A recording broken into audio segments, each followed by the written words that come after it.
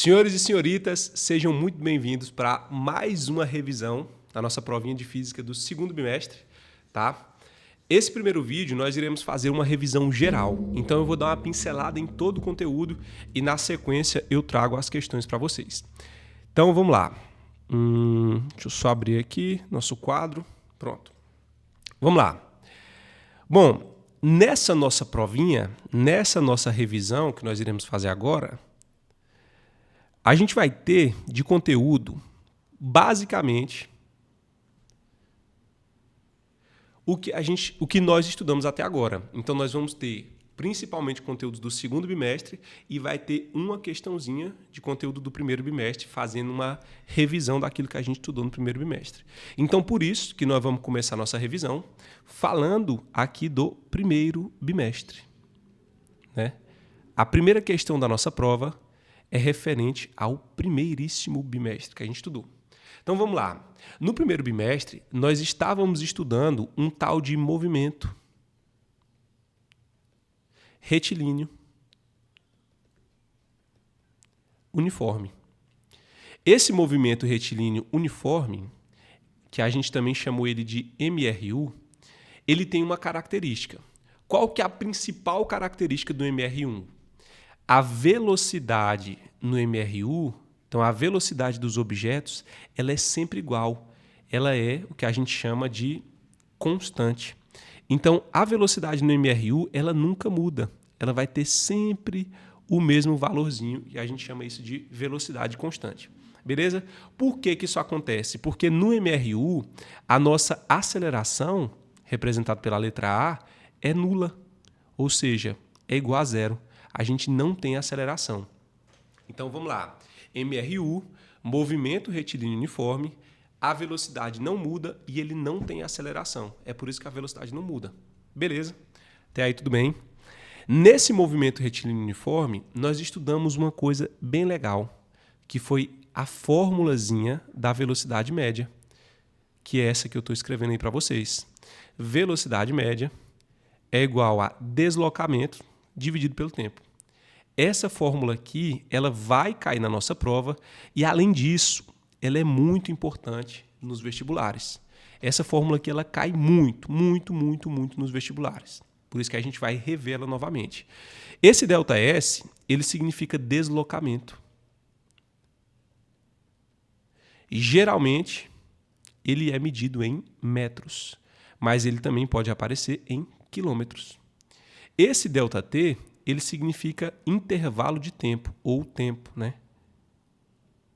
Intervalo de tempo. E ele pode ser medido em segundos ou pode ser medido em horas. Às vezes minutos também, mas o que mais aparece, segundos e horas. E a minha velocidade média, o meu VM, significa velocidade média.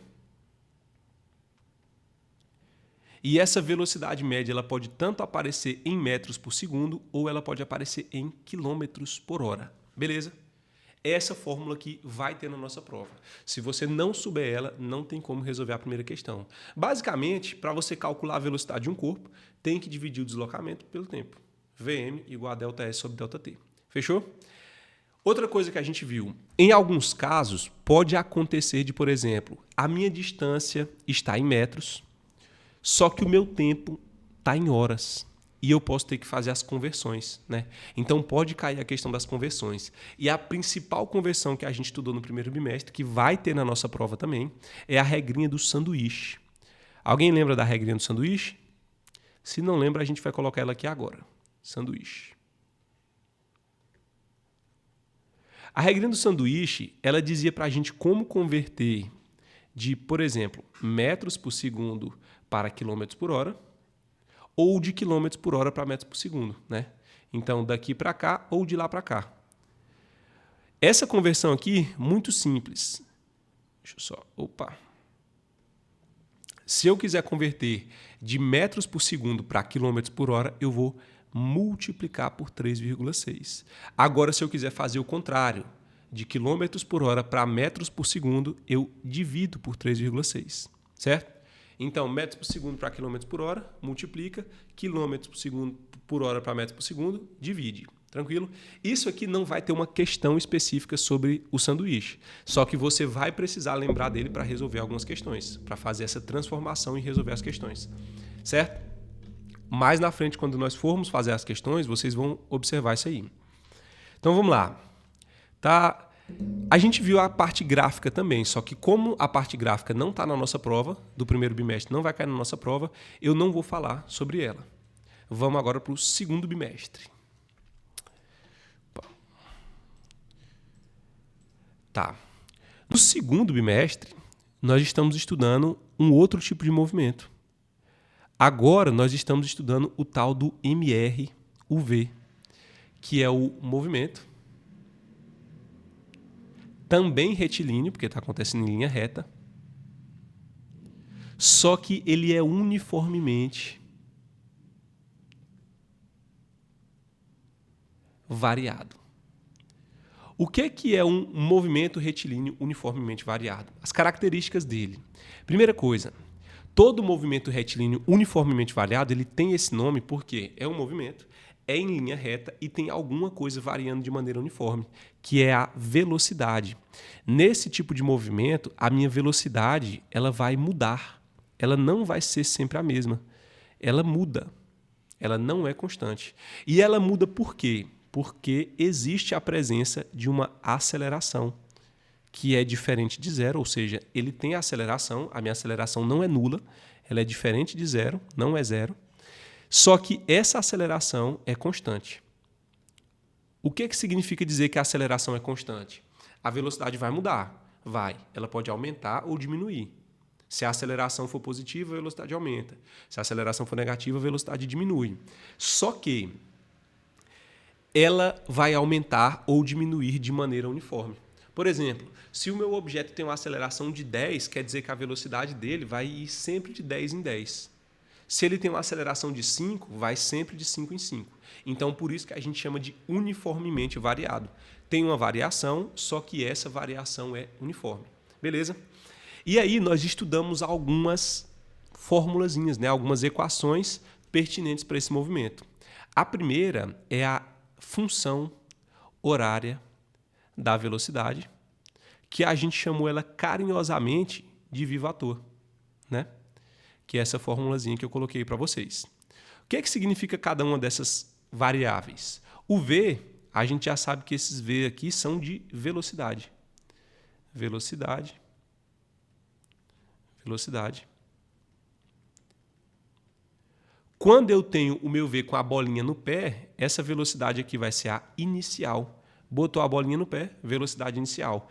Então, sem a bolinha no pé, vai ser a velocidade final. O meu A é de aceleração.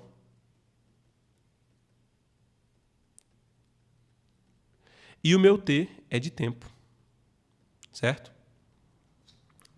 Beleza? E aí eu tenho que lembrar, sempre que eu estiver usando o viva à toa, sempre que eu estiver usando essa fórmula aqui, a minha velocidade não pode estar em quilômetros por hora. E aí que entra a história do sorvete que nós falamos agorinha. A minha velocidade não pode estar em quilômetros por hora. Se tiver em quilômetros por hora, se a questão me deu em quilômetros por hora, eu terei que transformar em metros por segundo. Só arrumar aqui que minha câmera deu problema. Opa!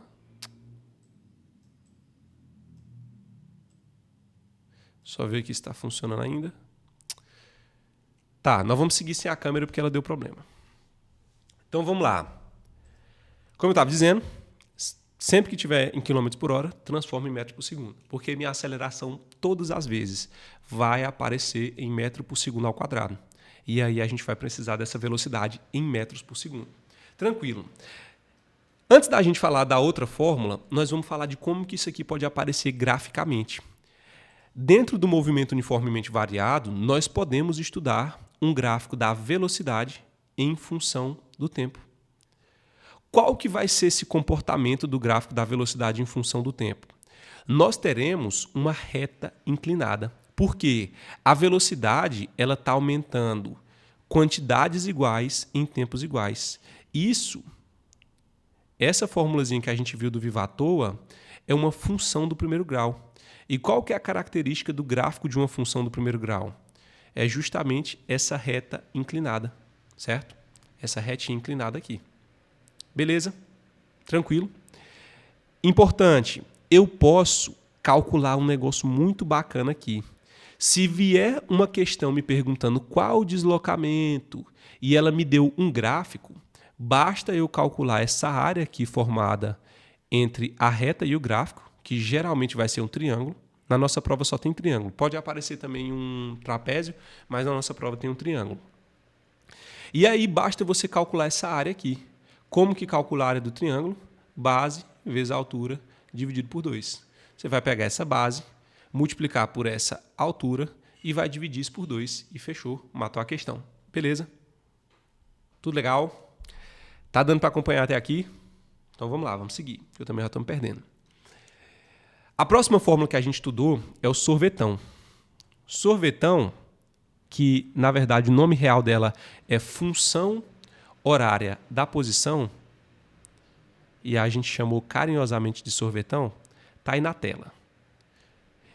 A viva à toa, ela serve para quando você tiver velocidade inicial, velocidade final, aceleração e tempo. Mas em alguns casos, as questões vão falar para a gente de posição. E aí esse S, tenho certeza que vocês lembram, que significa posição. Quando eu tenho um S com a bolinha no pé, posição inicial. Quando o meu S está sem a bolinha no pé, a posição é final. O V com a bolinha, velocidade inicial. O T, os dois no caso, tempo. Só que tem que lembrar, esse aqui está ao quadrado, né? Mas continua sendo tempo. E o meu A de aceleração. Certo? Beleza. E nós também temos um gráfico característico do sorvetão. Esse gráfico aqui, que também é em função do tempo, né? Nós vamos ter o tempo aqui e nós vamos ter aqui a posição. Esse meu gráfico aqui da posição em função do tempo, por se tratar de uma equação do segundo grau, termo quadrático aqui, a gente vai ter um comportamento desse gráfico. Se o meu objeto estiver andando para frente, se ele estiver acelerando, eu vou ter esse comportamento aqui do meu gráfico. Eu vou ter um pedaço de uma parábola, metade de uma parábola, inclinada para cima, concavidade voltada para cima. Agora, se, por exemplo, o meu objeto ele está andando para trás, eu tenho a concavidade voltada para baixo. Aqui no primeiro gráfico eu esqueci de falar também que pode acontecer dessa minha velocidade estar diminuindo, né? Aqui. Mas isso aqui não é importante não. Lá a gente vai ver um caso que está acelerando.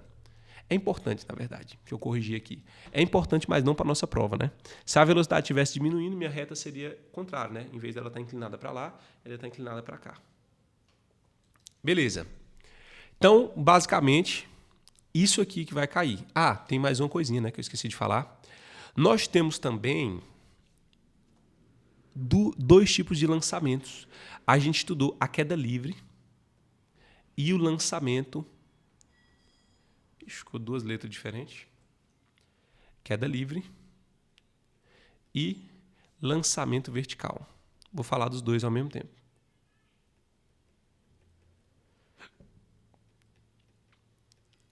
Vamos lá. O que é essa tal queda livre, esse lançamento vertical? Pensa o seguinte, vou colocar aqui. Eu vou falar dos dois ao mesmo tempo. Aqui é o chão. Isso aqui é o solo. Certo? E aí, alguém vai arremessar uma bolinha daqui, ó, para cima. Alguém vai vai jogar essa bolinha aqui para cima, certo? Quando alguém arremessa essa bolinha para cima, ela vai sair da mão dessa pessoa por conta dela ter usado uma força para jogar esse objeto para cima. Ela sai com uma velocidade inicial aqui da mão da pessoa que jogou. Ela vai sair com velocidade inicial. E essa bolinha, esse objeto, né, no caso nosso é uma bolinha e aqui é uma chave, ele vai subindo. Quando a gente joga ele vai subindo, subindo, subindo, até que ele chega na altura máxima. E nesse ponto de altura máxima, a velocidade dele é zero, porque ó, ele sai da minha mão com velocidade, a velocidade dele vai diminuindo até que ela zera e aí ele retorna para baixo, começa a aumentar a velocidade de novo. Então, basicamente, o que a gente tem é isso aqui, ó.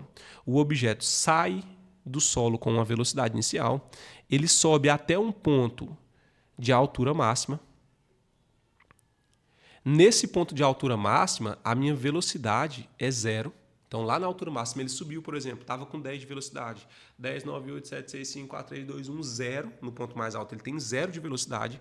E depois ele volta a cair, ganhando velocidade de novo. 1, 2, 3, 4, 5, 6, 7, 8, 9, 10. Beleza? Isso acontece por quê? Porque esse objeto está sob ação da força da gravidade. A gravidade está puxando esse objeto para baixo, né? Beleza? E aí, falando de gravidade, esse Gzinho aqui, ele é a aceleração gravitacional e ele vai valer sempre aproximadamente, nas provas aí, eles vão trazer para a gente como 10 metros por segundo ao quadrado ou 9,8. Beleza? Deixa eu ver se saiu do quadro. Saiu não. Beleza? Como 10 ou como 9,8, aproximadamente. A queda livre, ela basicamente é esse momento aqui, em que o objeto está na altura máxima e ele é solto para baixo. Quando esse objeto aqui é solto, por exemplo, se eu pegar essa minha chavezinha aqui e soltá-la, eu não posso jogar, tá? Eu não posso fazer isso aqui, porque aí eu estou aplicando uma força, uma velocidade inicial, não é queda livre. O nome queda livre vem justamente porque ele vai iniciar em repouso. Velocidadezinha, a velocidadezinha aqui é 0. Então, quando eu solto esse objeto, ele está sob a ação exclusivamente da força da gravidade, da aceleração Gzinho. Então, a gravidade está acelerando esse objeto aqui para baixo. E o interessante é que, como essa gravidade tem sempre esse valor, aproximadamente, na superfície da Terra, a gente vai tratar esse tipo de movimento como um movimento uniformemente variado. Movimento retilíneo uniformemente variado, que é o que nós estamos estudando. E nós vamos ter questões sobre isso aí também. Outra coisa que é interessante, se a gente pegar dois objetos aqui quaisquer, pegar minha canetinha e minha chave, elas vão cair, chegar ao solo praticamente ao mesmo tempo, juntas. Só que se eu pegasse uma folha de papel, por exemplo, eu teria uma diferença de tempo. Por que isso acontece? No caso da folha de papel, por conta do formato dela, a aceleração é a mesma, né? Então, se a aceleração é a mesma, era para elas ganharem a mesma velocidade. Só que, no caso da folha de papel, o formato aerodinâmico da folha favorece com que a resistência do ar atrapalhe esse movimento, né? O formato dessa folha, a espessura dela, tal, o tamanho, a área, tudo mais, favorece com que o ar atrapalhe o movimento dela e ela não consiga ganhar a mesma velocidade que a chave. Beleza? Eu acho que era só isso. Tá. Mas, se eu pegasse esses dois objetos aqui e soltasse no vácuo, os dois iam chegar ao solo exatamente no mesmo tempo. O vácuo é um lugar que não tem ar. Isso aqui nós vamos voltar a falar no próximo bimestre, quando a gente for falar das forças, né? A gente vai falar da força de resistência do ar e tudo mais. Beleza? Eu acho que era só isso. Então, onde eu me lembro, era só isso. E agora nós vamos nos próximos vídeos para as questões, que aí o trem vai ficar bom de verdade. Então é isso. Até a próxima.